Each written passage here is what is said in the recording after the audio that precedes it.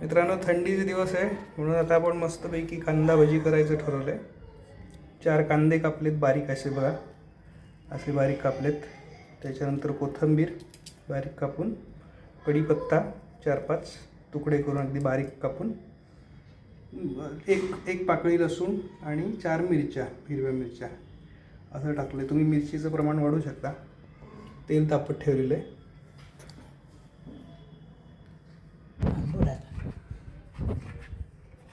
आता त्याच्यामध्ये आपण थोडा ओवा टाकूया. ओव्याला थोडंसं असं एवढा थोडा ओवा घेतलेला आहे.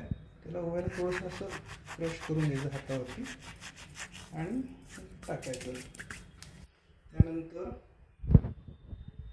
त्यानंतर जिरे टाकूया थोडे. जिऱ्यांना क्रश करायची आवश्यकता नाही, साधारणपणे 1 चमचा वगैरे, एवढा 1 चमचावर आपण टाकूया याच्यात जिरे, किंवा 1.5 चमचा. जिऱ्यांची चव चांगली येते. त्यानंतर थोडीशी अर्धा चमचा धण्याची पूड टाकूया.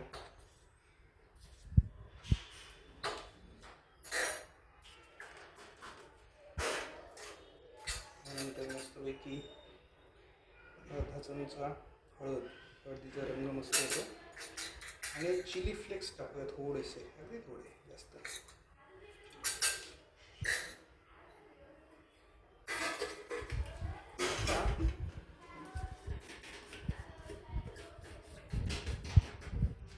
सगळं मिश्रण जे आहे ते आपण हाताने असं मस्तपैकी कुस्करून घेऊ, एकत्र करून घेऊ. यात आपण अजून सोडा वगैरे काही टाकले नाही आहे. यात फक्त आपण हे टाकले, याला पाणी सुटले. असं पाणी सुटलं की त्यात थोडंसं आपण मग पीठ पेरू. आधी आपण काय करूया, हा ठेचा जो आहे हा मिक्स करून घ्या याच्यामध्ये, म्हणजे तो पण सगळा मुरेल. हे सगळं झालं की मग थोडंसं त्यात मीठ टाकू. नंतर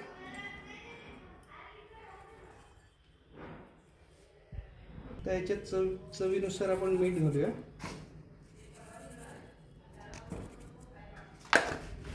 तिखट वाढवलं तरी चालेल तुम्ही तुमच्या आवडीनुसार. आणि काय करायचं, याला हळूहळू पीठ टाकायचं, म्हणजे एकदम न टाकता हळूहळू मिक्स करायचं. त्याला वरच्यावर मिक्स करायचं, नाहीतर गाठी होतात त्याच्या. वर करायचं आणि मग थोडंसं पाणी घालूया. थोडं पाणी घालूया. पाणी जास्त घालायचं नाही आहे, हळूहळू घालायचं, नाहीतर काय होतं अगदीच ते आपलं हे थोडंसं घट्टसरच करायचं आहे. अगदी पातळ झालं तर ते काय म्हणतात त्याला, तेलामध्ये फुटेल.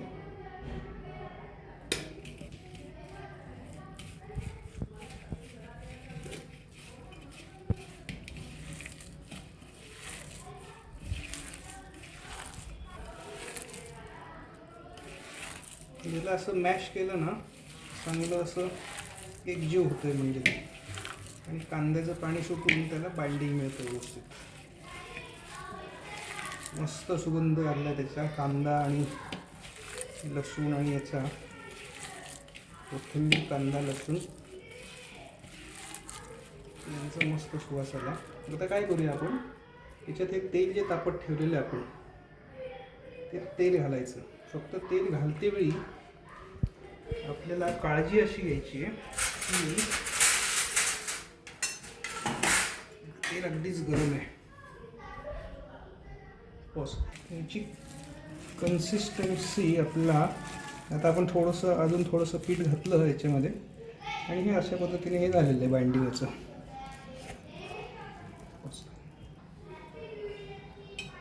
साधारण आपण बघा 1 पळी तेल याच्यात घालूया, गरम तेल अगदी. आणि काय होतंय,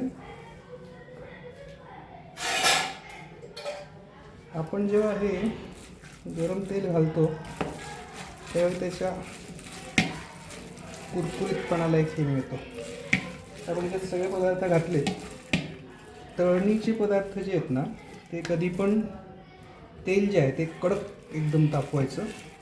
काय होतं की तेल कमी तापलं असेल तर मऊ होतात भजी. आता बघा ते कसं तापलंय की ते कसं बघायचं. ते टाकलं बघा ते लगेच वरती आलंय. याचा अर्थ तेल आपलं व्यवस्थित तापलेलं आहे.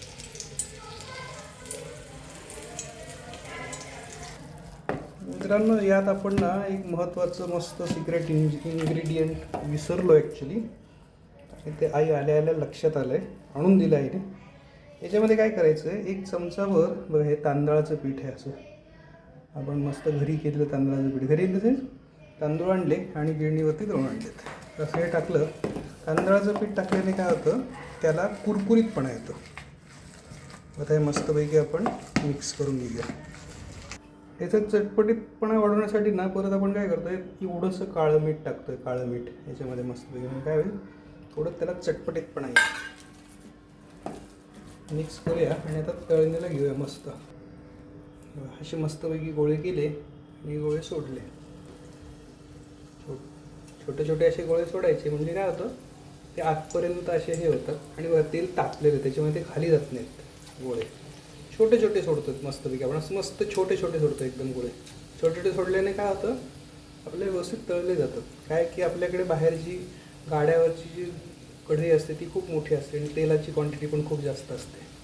त्याच्यामुळे त्यांची तेवढी डेप्थ मिळते त्यांना. आपल्या घरात ते कढई नाही ना, म्हणून मग आपण ती थोडे थोडे टाकायचे, छोटे छोटे छोटे छोटे करून टाकायचे.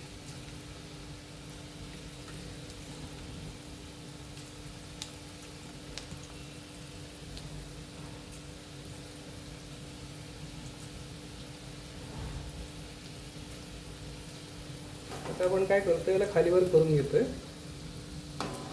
म्हणजे काय होईल की ते हे होणार नाही, जळणार नाही, करपणार.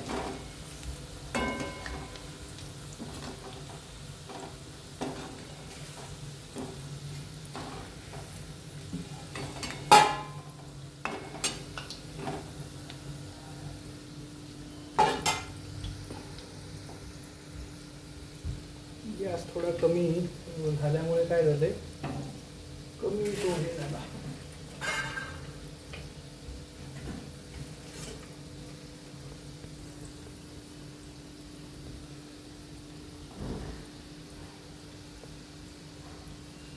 बघा अशी मस्तपैकी त्याला हे येते ना, रंग बघा कसा मस्त लाल लाल येतोय.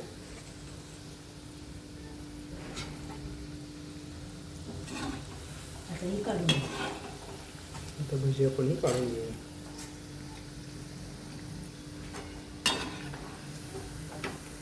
हे अशा चाळणीमध्ये काढली म्हणजे काय होतं, त्याचं तेल जे आहे ना ते खाली हे जातं, जास्त तेल त्याच्यात राहत नाही.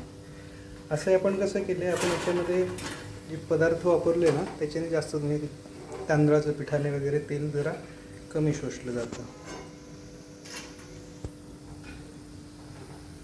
मस्तपैकी खमंग भजी झालेली आहेत. आता ही याच पद्धतीने सगळी भजी काढून आपण मग हे करूया. अशा पद्धतीने आपली मस्त गरमागरम भजी तयार आहे. यावरती मस्त अशी एक हिरवी मिरची मीठ लावून मस्त खाण्यासाठी सज्ज आहे. अशी या पद्धतीने ही गोल भजी आपली झालेली आहे.